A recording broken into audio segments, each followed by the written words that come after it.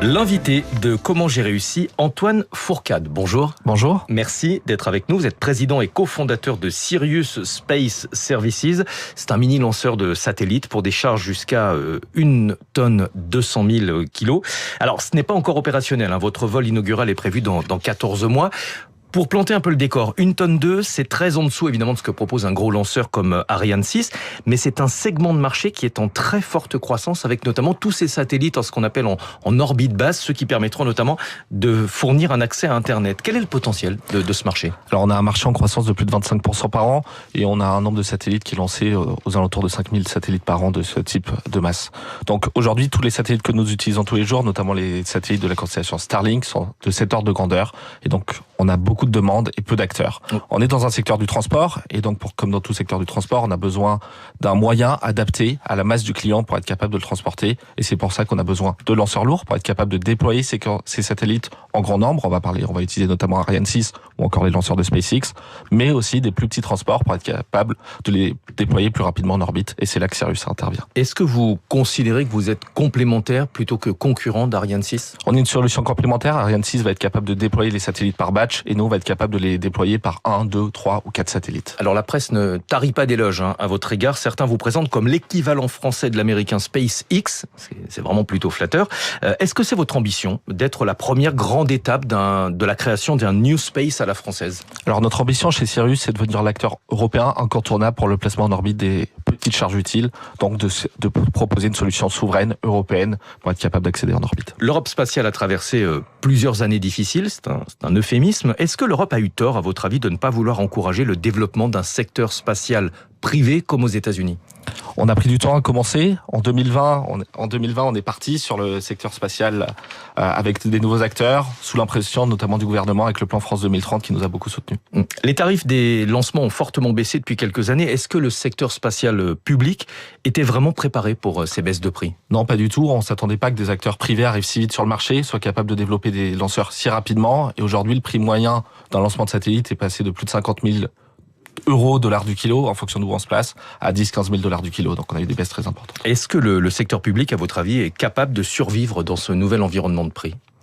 On voit bien que ça a été compliqué pour Ariane. Il faut être capable de se réadapter, de proposer des solutions innovantes, et c'est là que Sirius intervient notamment, ou Ariane, avec le lanceur Ariane 6, qui a des prix beaucoup plus compétitifs. Mais alors, ouvrir au secteur privé, ça veut dire changer un principe en Europe, c'est l'accès à l'espace. Est-ce qu'à votre avis, il faut ouvrir davantage l'accès à l'espace à des entreprises privées ? Alors l'accès à l'espace a besoin de solutions complémentaires, et la souveraineté peut passer par des solutions publiques. Ariane reste une société privée, filiale d'Airbus et de Safran, ou encore des solutions plus innovantes, financées sur des marchés privés, avec de l'investissement public aussi, notamment dans le cadre de France 2030, et des solutions comme Sirius. On va parler de votre calendrier. Le vol inaugural est prévu au printemps 2027. Techniquement, vous êtes prêt ? Vous allez tenir le calendrier ? On avance plutôt très vite, on est en fin de développement du moteur, on enchaîne les essais, on fait un essai par semaine environ sur le développement du moteur, et aujourd'hui on est en train de fabriquer notre premier lanceur.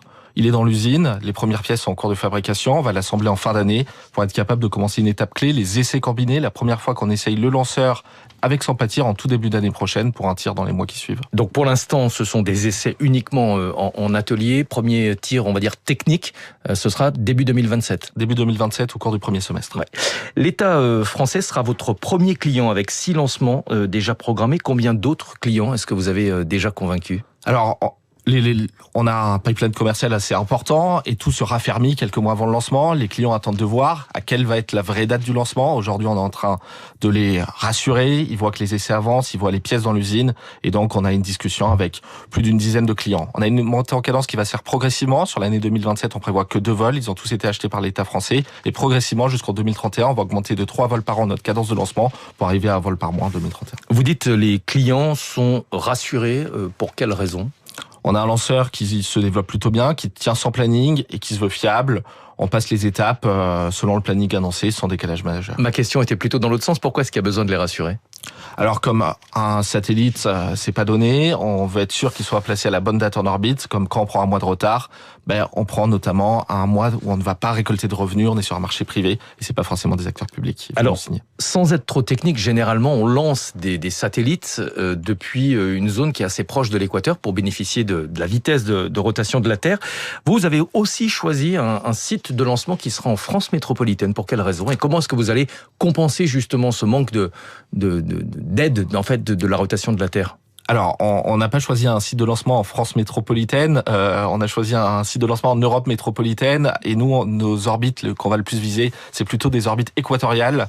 C'est celles qui sont utilisées notamment par le CSG, donc là, il y a un intérêt de partir depuis le centre spatial guyanais. Nous, dans notre cas, on va plutôt chercher des orbites qui sont plus basses, des orbites à 500 km d'altitude, donc des orbites qui sont proches des pôles, et dans notre cas, donc le delta de performance qui va être permis en partant proche de l'équateur n'a moins d'importance. Alors en Europe, on va chercher du coup le point le plus au sud, puisque vous voulez pas donner le nom, l'endroit exact du pas de tir. Ce sera plutôt le sud de l'Espagne, les Canaries, la Grèce. On cherche forcément les points qui sont les plus proches de l'équateur. On a plusieurs solutions à l'étude. Ça n'est pas arrêté. Ça sera annoncé dans quelques mois. Vous reviendrez nous l'annoncer. Bien sûr. Merci beaucoup Antoine Fourcade, félicitations pour cette aventure. Vous êtes président et cofondateur de Sirius Space Services. 6h21 sur Radio Classique. Nathalie Janson.